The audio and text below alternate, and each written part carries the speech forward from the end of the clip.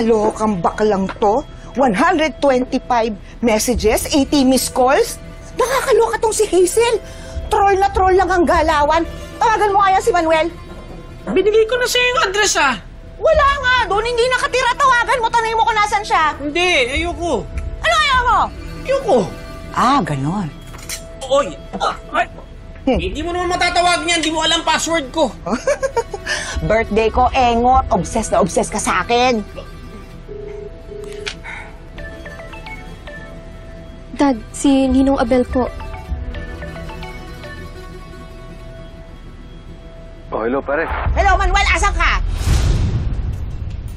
Ah, talaga? Hindi ba kasagot, oh? Mahusay. Pwede ba? Tigil-tigilan mo na yung kumari ko. Umuwi ka na sa Canada dun sa impaktita mong asawa, klaro? Boss, teka, sandali lang. Magpapaliwanag ako. Huwag mo akong mateka-teka, Manuel. Grabe ka. 2 dekada mong pinahirapan ang mag-iina mo. Ha? Utang na loob. Huwag ka nang manggulo. Umalis ka na lang. Stop! Tama na yan, boss. Hindi ako titigil. Gusto ko sampulan muna tong BFF mo, ha? Wala nang ambol. Wala pang puso.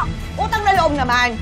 Itong damuhong to, itong manloloko to, bumabalik ulit sa buhay ng mag-iina. Tama na, husto na. Bakit hindi naman ginugulo si Belma? Ano hindi niya ginugulo si Selma? Alam mo ba, ginagamit ng mokong yon yung anak niya kay Hazel para humingi ng tulong kay kumaring Selma. Oh, hindi ba pang loloko yon? Ha? Naiintindihan mo ba ako? Wala ka ng kahihiyan. Yung face mo, sasampalin ko na ng kapal na pagmumukha mo. Tumigil-tigil ka na, ikaw lalaki ka, ha? Hindi ka lalaki, wala ka ng balls! Tama na yan! Ay, hindi!